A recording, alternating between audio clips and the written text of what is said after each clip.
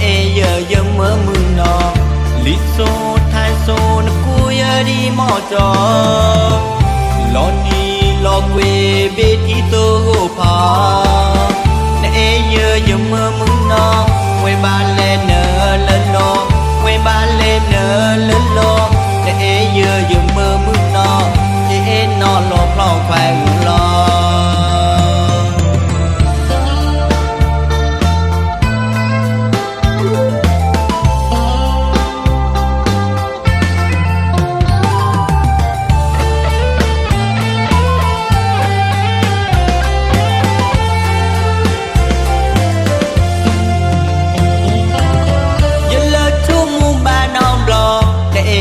giờ mơ mừng nó lý số thay số nó cúi đi mò cho lo ni lo quê bê tí tô gô phá để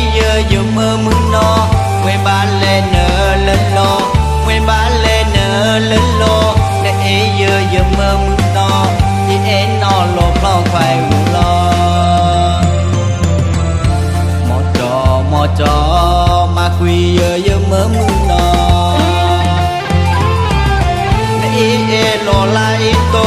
mà quy khi giờ mơ mừng nó mò cho ta bỏ lo lần đi lơ phơ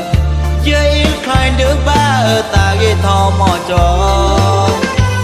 cho đi mơ mừng nó để lo phó khoe sẽ vô ở mi khi lỡ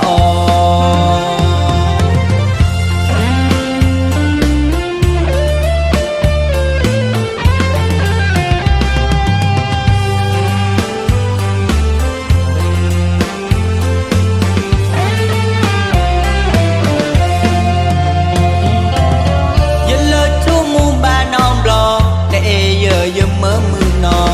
lý số thay số nó cúi đi mò cho lo đi lo quê bê tí tô gô phá để giờ mơ mừng nó quê ba lên nở lên lo quê ba lên nở lên lo để giờ mơ mừng nó thì em nó lo phải lo mò cho mà quy giờ mơ mừng nó để lo lại to mà quy khi giờ mơ mừng nó mò cho ta bỏ lo lần đi lơ phơ chơi khai đứa ba ở ta ghê thò mò cho